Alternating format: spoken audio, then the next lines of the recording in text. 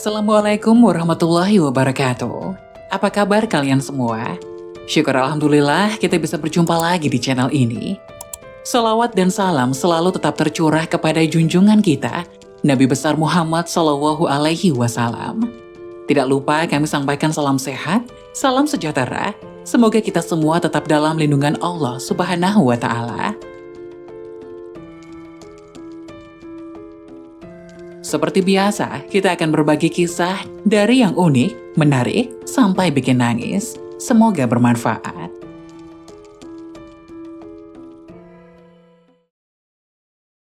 Wajib tahu, inilah 6 ciri-ciri sholat bersama setan. Salah satunya ingat itu dan ini.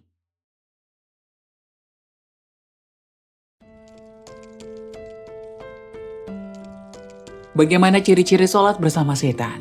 Simak penjelasan yang berikut ini.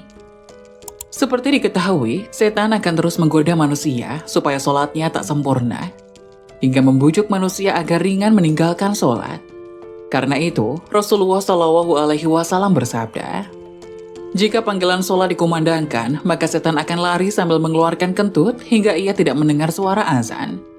Apabila panggilan azan telah selesai, maka setan akan kembali. Dan bila iqomat dikumandangkan, setan kembali berlari, dan jika iqomat telah selesai dikumandangkan, dia kembali lagi. Lalu menyelinap masuk kepada hati seseorang seraya berkata, ingatlah ini dan itu. Dan terus saja dia melakukan godaan ini, hingga seseorang tidak menyadari berapa rakaat yang sudah dia laksanakan dalam sholatnya. Hadis riwayat Bukhari. Padahal sholat adalah ibadah yang paling utama dan yang pertama kali dihisab.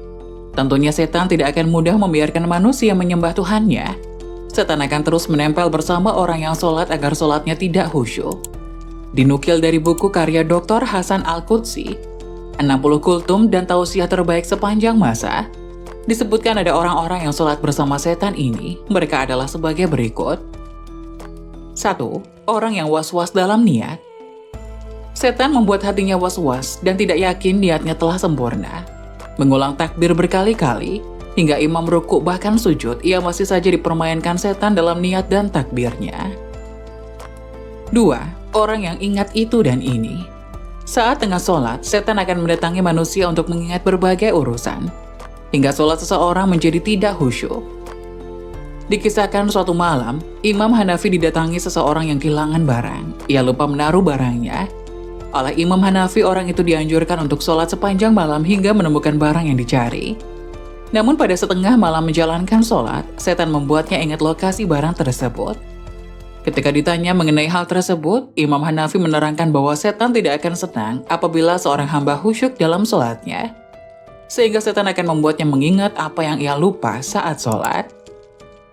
3. Orang yang merasa ragu buang angin. Perasaan ragu buang angin atau tidak adalah sebuah gangguan yang setan hembuskan untuk mengacaukan sholat seseorang.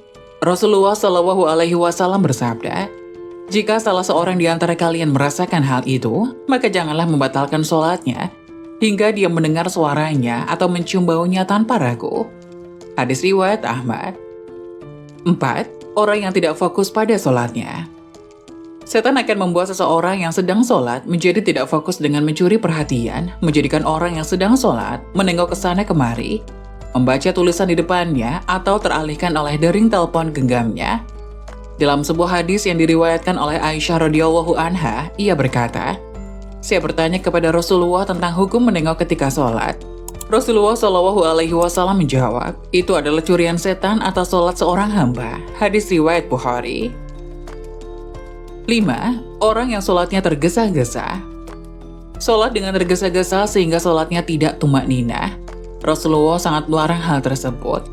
Dalam sebuah hadis, Rasulullah bersabda, sejahat-jahatnya pencuri adalah yang mencuri dari sholatnya. Para sahabat bertanya, wahai Rasulullah, bagaimana mencuri dari sholat? Rasulullah berkata, dia tidak sempurnakan rukuk dan sujudnya. Hadis riwayat Ahmad. Dalam hal ini, Rasulullah menganggap perbuatan mencuri dalam sholat lebih buruk daripada mencuri harta. 6. Wanita yang sholat ke masjid menggunakan wangi-wangian.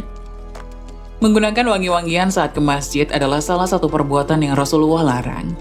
Rasulullah bersabda, yang artinya, Jika salah satu dari kalian atau para wanita hendak ke masjid, maka janganlah sekali-kali menyentuh wewangian. Hadis riwayat Muslim. Demikianlah setan akan terus mengganggu manusia dengan berbagai cara agar sholat seseorang menjadi tidak sempurna. Itulah 6 ciri-ciri sholat bersama setan, salah satunya ingat itu dan ini. Semoga penjelasan tadi dapat memberikan hikmah dan manfaat untuk penonton semuanya. Jangan lupa like, subscribe channel ini agar tidak ketinggalan info-info bermanfaat lainnya. Terima kasih, sekian dari kami. Wassalamualaikum warahmatullahi wabarakatuh.